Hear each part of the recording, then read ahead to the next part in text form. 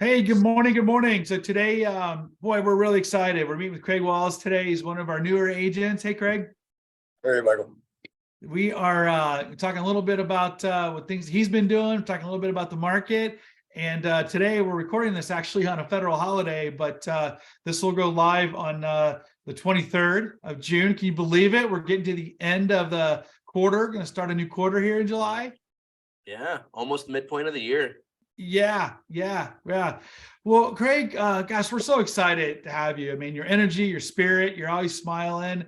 You've been jumping in with both feet in this real estate transition in your life. Tell us a little bit about you, where you're from, what you've been doing, and we'll see where the conversation goes. All right. I love the view that you have back there. You're broadcasting high rise. Well, that was posted of the colors to match for the Nuggets win. So that's kind of what I was going for. Yeah, he actually he hires a blimp to like float him right at the same level as the Capitol so he can get that view. Yeah, it's pretty impressive. Thanks for taking the time out from up top to have a conversation. No, I'm coming from Boston originally. Moved out here about 4 years ago. I was in liquor sales before I came out, and didn't want to do that out here. So change of pace. Time to look into buying a house. Took the courses. I'm here with you guys now. Appreciate being here. Yeah, that's really, really cool. So we had talked a little bit about when we were talking with you about growing up on the East Coast and how different you came to Colorado, and recently, weren't you working or living in the mountains recently? Oh yeah, I was up in Aspen for a couple months. Yeah, for the winter season. How was that? That was cool. That was a good experience. I bet. Yeah, a lot of fun. I got 110 days snowboarding, which was nice. Yes. I'm actually pretty pumped that I didn't hurt myself. I came out all my limbs intact. That's right. Probably That's awesome. That's but, awesome. it was cool. It was very different taking a lift to work every day. That was incredible for the first maybe 2 weeks.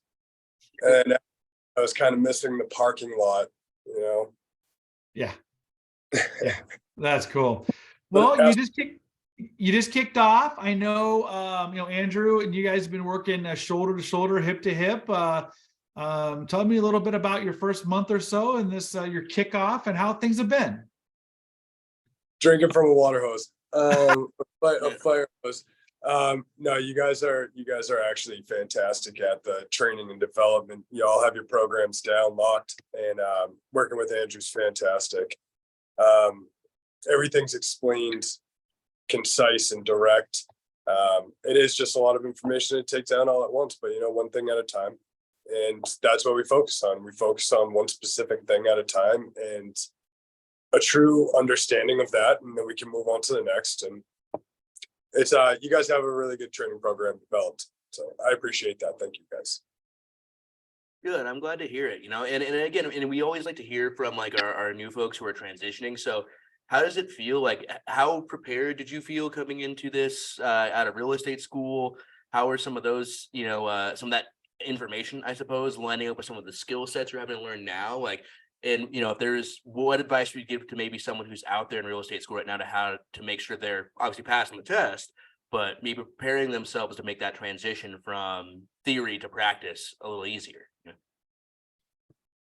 think it's just keeping an open mind, taking notes, being prepared, and just being open to having things explained as if you are 5 years old.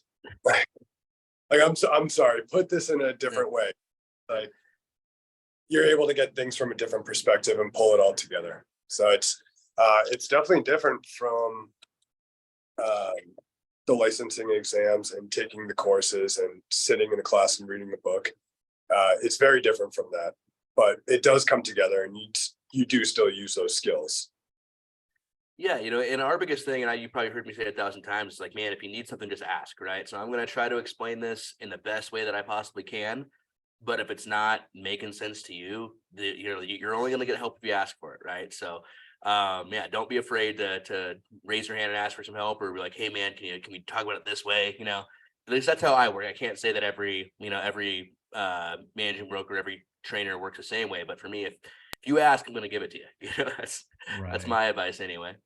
I Um, remember years ago when I got my license, a guy said, we're gonna the classes, however you achieve those hours and earn your license, that just really kind of helps you fill out the basic forms in a contract. But we teach you how to be a realtor, and we teach you how to build a long-standing career. And there's a lot of ways to do that, but teach you to off the right foot with the right habits, so you can just thrive. Well, I mean, just with, Windermere Hub alone and with work and Engage, all the tools are lined up. They're all right in front of you. It's somebody walking in the door doesn't know how to utilize those. And so with you guys like sitting down, explaining this, putting it all together, it is quite helpful. So I'm looking forward to a very successful future with you guys. So thank you. yeah, so are we, man. So are we. So yeah, I get. And then so you obviously have been in a most of your jobs from what I know about you have been kind of pretty interpersonable, and if you want to call them sales, you can. If you want to call them relationship jobs, you can do that too. How do you feel like that your your past jobs and your past success has prepared you for your real estate career so far? Are you seeing some crossover skills? Is it a total big change, or how are you making the most out of what you've had before real estate started? I think one of the things is it is guest service. You want what's best for your client, and Mhm. to give them that, you do have to have an understanding of like silent service. And I know that this couple is looking for this for their future. I know that this is the point that they're trying to get to. And so let me look into some things that may not be in the forefront of their mind, but down the line, it'll back them up. So I think with guest service and just being accommodating and having that understanding, I'm here to help.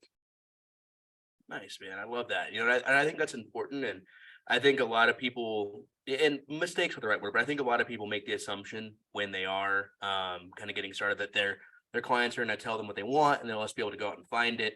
And that's true to a certain extent, but also I think you have to accept the fact that you're the professional in the situation here, and you do this every single day, right? You're going to do this probably, I don't know, 6 to 20 times a year for the rest of your life, right? And they might do this 5 times ever,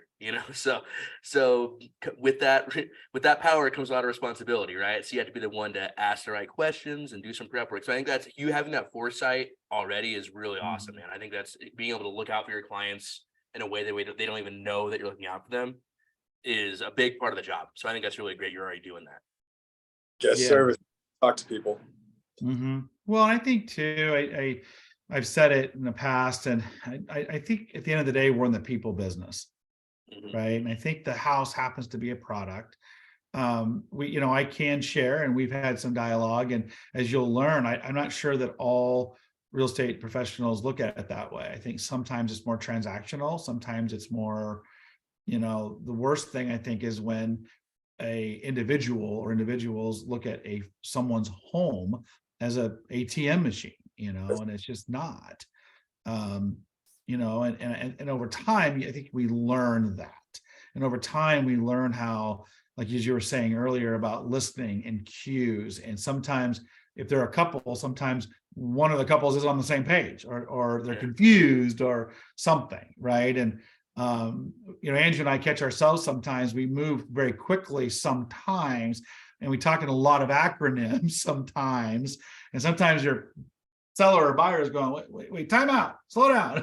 What's Mhm. going on? What's an amend extend? Yeah. What? We just throw it out there like it's no big deal. And part of that, I think, is we're, like Andrew said, we're in it. We're in it full time, full service every day. And some of our clients, some of them may only buy and sell a house once or twice in a lifetime, so they don't understand some of that. So I think your insight is absolutely spot on of leading with service first. Well, Yeah, that's and that's one thing I will say with working with Craig for even like the amount of time that we have is like he doesn't take a lot of that stuff for granted, right? So he always asks clarifying questions, he always checks in, And that's like a really good instinct to continue going, right? And so, and it's so easy, man, to like take stuff at face value and take stuff for granted all the time. And you make a point to not do that. So I want to say that's a really awesome thing that you do just naturally, right? So yeah. Appreciate that, man. Yeah. Yeah, no, but that's one of the things to touch on what Michael was saying right there. It's Windermere's client based. You know, like you want to do what's best for the people that are coming to you looking for direction. That's, I don't know, one of the like draws to be with the company. Mhm. The draws to work with the company. Mhm. Client realtor. So what's been your biggest like aha? I mean, since you signed up, you're on board now, you got your systems and your tool. I mean, what's your biggest aha? The amount of people that are like truly interested and can carry a conversation about real estate that are just everyday people. It's anybody on the street, anybody in the grocery store, whatever. If they hear that you're in real estate, they want to talk. Mhm. Yeah, and that's one of the things that never really occurred to me. I Well, always I think we're losing you a little bit, Greg.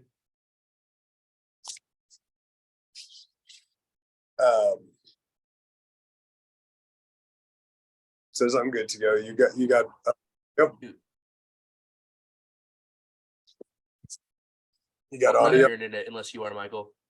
Yeah, so I had heard you Oh, now I started can't out hear with anybody, so it's probably me. Hold on. so people that would want to talk, right? And they'd want to engage in some sort of real estate conversation.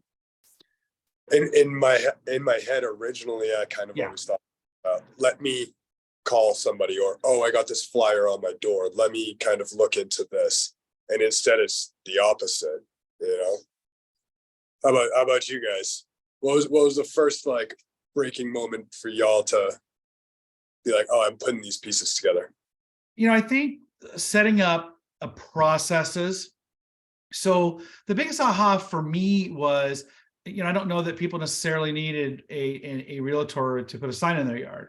I don't know that they necessarily needed a realtor to go drive around to multiple subdivisions or whatever at the time. And you got to remember, this is back in, you know, 06, 07, right? And if you remember what was going on back then, you know, gas prices were hitting that. They were, I don't think they crossed 6, but they were close, you know, in Colorado. But really they need us contract to close, right? And they need our guidance and be able to walk them through to be able to go left, right, or center on any decision, right? That could be appraisal, that could be the loan, that could be inspection, it could be move-in date, whatever, right? But walking them through what that looks like. But then further, what we had through the pandemic, which we experienced, and Andrew may be able to elaborate a little bit better, is we had some clients where we had to say, you know, I don't think right now is the best time for you to make a move. You know, sometimes we need to be that guide and say, for where you want to go, that may not be the right decision today, right? But let's talk it through and figure out what you really want to accomplish, right? And be a trusted advisor. Did I say that correctly, Andrew? I think so, yeah. And I was going to piggyback off that a little bit. Like, I think that the biggest aha for me is just like people, like to your point. I think we're in kind of a unique situation in our career, especially in this era of real estate, where people do have a ton of information available to them anytime they want it, man. Like it's not perfect, but they can have a pretty decent idea most of the time, if they're in like a city or a place with a good amount of turnover, about what their home's worth, right? They can have a pretty good idea about what their neighbor's home sold for. They can have a pretty good idea about how long it's going to take to sell, right? And what their house they want to buy is going to cost within like a reasonable amount of certainty. And of course, there's going to be edge cases in there where like the algorithms get it wrong. And that's why we don't rely on algorithms to do our CMAs. We dig in and say, here's what the data says, here's what the market's doing. But they still are going to have that level of discomfort when it comes to, you know, making a decision on which offer to choose or what offer to write or what neighborhood to go in. And so I really look at my relationship with my client as definitely like, you know, a professional controlling the situation. But I really do like to be an advisor and partner up with them and empower them to make the best decision for themselves and their family, right? Because I don't ever want to be the person that says, oh, you should, you know, sell your house for this much, that's what the data says, or you should sell your house for, or you should buy this house for that much because that's what my numbers say, right? numbers get you so far, but I truly believe like that the value that a buyer sees in a home certainly impacts the price of it, right? Something is worth what someone will pay for it. So I want to be able to inform them, help them weigh out the pros and cons, and then whatever decision they make, I am there to support it full force, right? So whether, and we, I mean, and you'll have this once you get into it, you'll have times where your clients decide a listing price that you don't necessarily agree with, right? That you might think might be too low or too high or whatever the case is. And it's your job to inform them like, hey, here's kind of what I think the potential consequences of listing this price is going to be.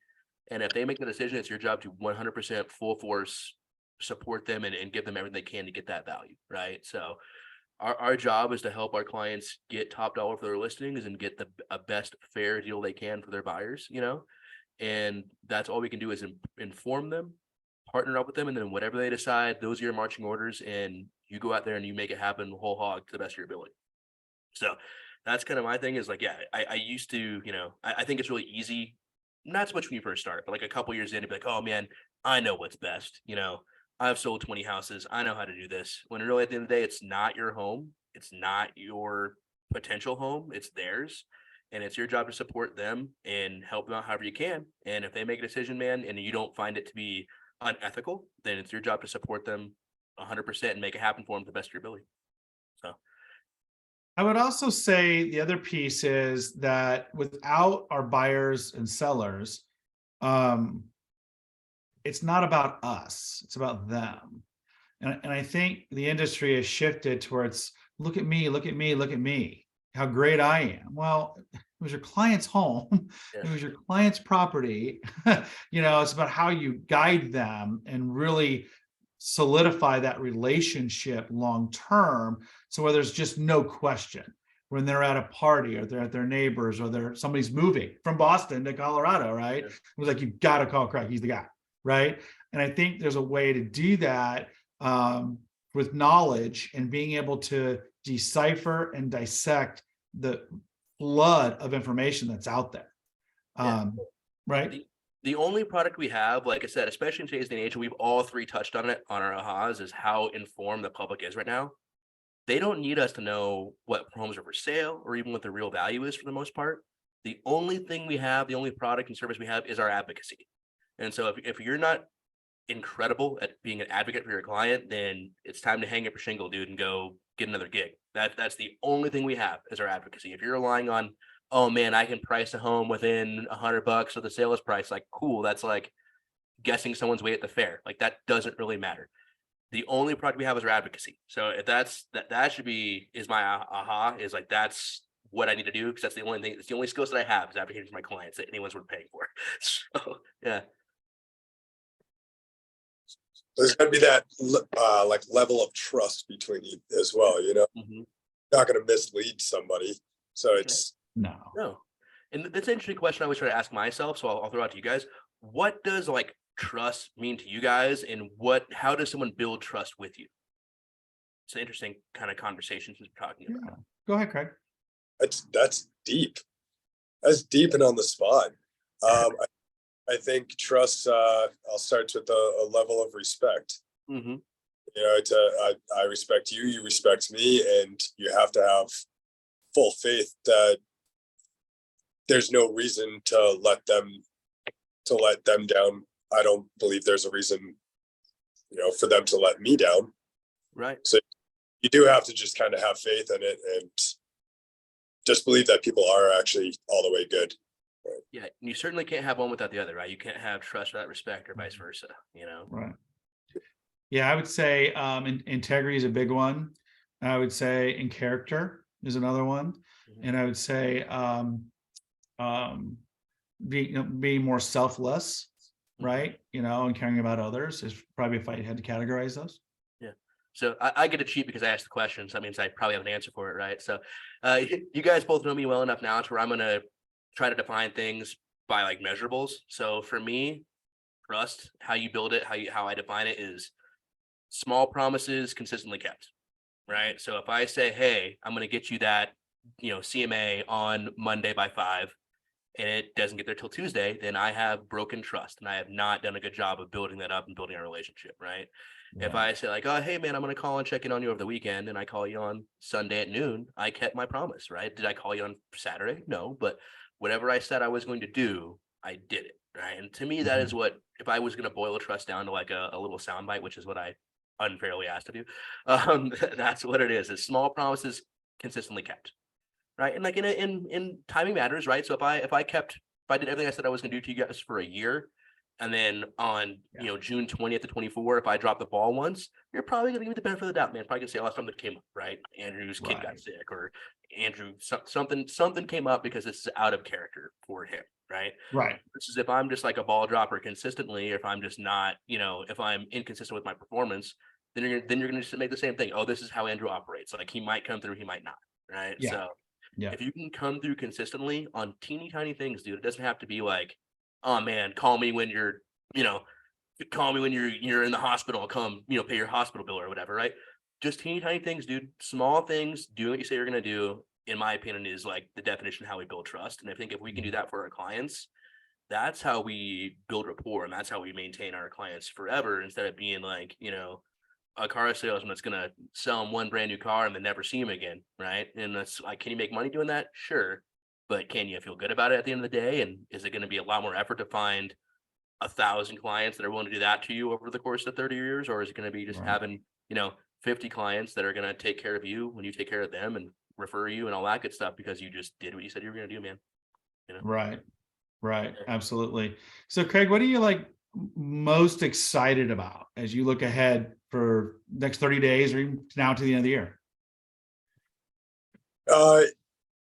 Laying the groundwork, for future clients and referrals and networking, laying that groundwork, the foundation, by doing exactly what Andrew just said, delivering on, your small promises and being there and being able to communicate. It's right now these are the days that are getting me set up for my future for all the way down the road. Yeah. So doing it right the first time. Yeah, man, I love it. And you're a guy that trusts the process, and that's really all you can do. Like knowing, if I don't know a lot of agents who are like on, day 60 cranking out a bunch of closings, right? Like it's right. You got to buy in and trust the process and trust that, like it'll add up. Like, I think I've said this before, but I think Salvador on our team is a great example of a guy who just bought in and trust the process. And now he's already got like a handful of closings this year just because it was all stuff he started doing a year ago, like it is what it is, man. It's an investment. And I've always been taught, and I still think it's true today. We touch our business every day in some way, right? So maybe it's a phone call, maybe it's social media, maybe it's something like this, right? Maybe it's a class, or right.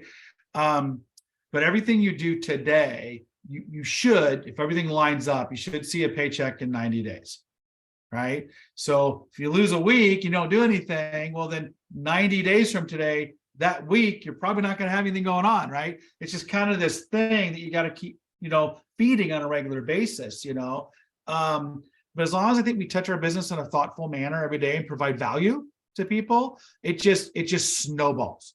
One transaction turns into 3, turns into 5, turns into 10, right? And then you're off to the races, and then you're busy, right? So, yeah, well, great. So, any final thoughts, Craig, for Andrew or I, or questions that we can answer?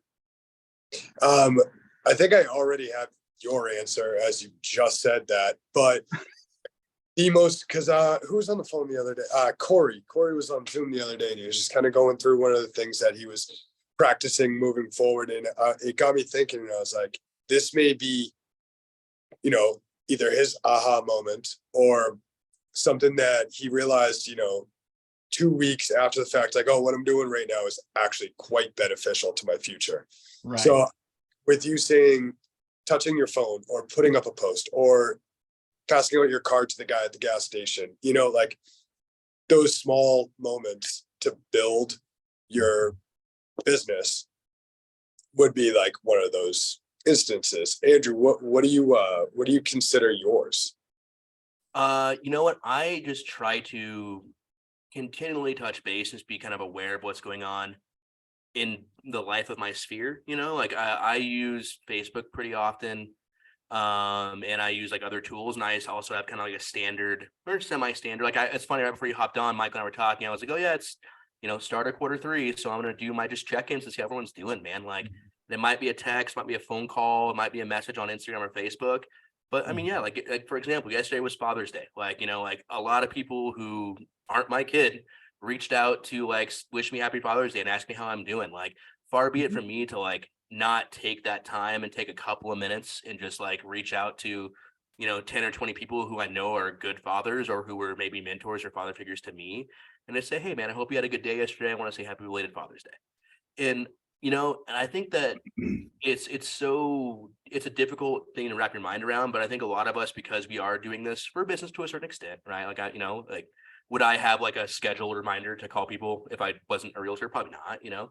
But at the same time, you can't look at it necessarily like, oh man, if I don't get a referral from XYZ person, it was a lost cause, right? Like at the end of the day, man, like we've talked about relationships here from the start of the conversation. If I do something that like makes someone feel good for a couple of seconds, like, like it's Monday, some people might be working today, some people might not be, but they just probably had a good family day yesterday. So regardless, today probably feels worse than yesterday did. So if I can put a couple seconds smile on someone's face for having a cough, like, oh hey man, Andrew said happy Father's Day, man, and I'll shoot one back, and they'll shoot me back a message, and that's it, right? Or maybe they do, maybe they don't, right? But I think if you just look at it like, I'm going to try to introduce some positivity to the life of my sphere and the life of my friends and family, it's eventually going to come back into people, to transactions and money in your pocket. But I think that's the inappropriate measure. I think the right measure is like, can I make an effort to reach out to 10 people today and just give them a little bump in their positivity, right? And the rest of it comes out in the wash, dude. Like, we're going to, there's whole other conversation we can have about like targeted efforts and measurable impacts we're going to have on social media and email campaigns. And I love the numbers, right? But when it comes to like the relationship stuff, just try to like give someone a tiny little boost in their day for a few seconds. And I think you've done the right thing, dude. I think eventually that's going to turn into long-standing relationships that'll be clients. Yep. Awesome. By the way, what's up? happy Father's Day, by the way. Thanks, brother, man. I appreciate it, dude. That's cool. Well, before I know Michael, you has his usual wrap-up question, but we have a few of you like brand new folks coming in, but usually we end up kind of talking to people who have a little more experience, maybe a little less contact me on the daily. But I'd love to hear kind of like honest like feedback. Is there anything I can do to kind of help improve you right now? Is there anything you need from right now? Or is there anything that, if you looking back when we first started, I could have done a little better to make sure you got launched the right way? I'm always looking for that kind of stuff. So if you got something, man, lay it on me. I'd love to hear it. Yeah. No, I appreciate that. I think you've done it right. I think the training so far, the way it's been broken down, is exactly what like. Your training is how I learn. So like we do hands-on stuff, and that's what I need. So I mean, I'll take all of my complaints, put them on put them in a little PowerPoint and send it to you. No, I'm just kidding. Sounds good, buddy. No, I got nothing. I got nothing. No concerns right now. I think we're taking it steady and getting it all done. So I appreciate that. Right on, man. Love to hear it. Awesome. Well, great. Well, man, I tell you what, man, it's been a great. We just blew by almost 40 minutes. Really? That's awesome. So that's great. Well, Craig, I really appreciate it. I mean, we're really excited to watch you blossom and thrive. And again, I don't say it casually, but we really do like your energy, and we do think, and we're learning from you as well, even in our office. So I want to thank you for that. And just to wrap up, have an awesome week, and I think the weather's going to break in Denver, so it's going to be a nice week, and get ready for wrap up the quarter. Absolutely. Well, good seeing everybody, guys. Thanks, guys. I really do appreciate it. Thanks for having me. Happy Father's Day.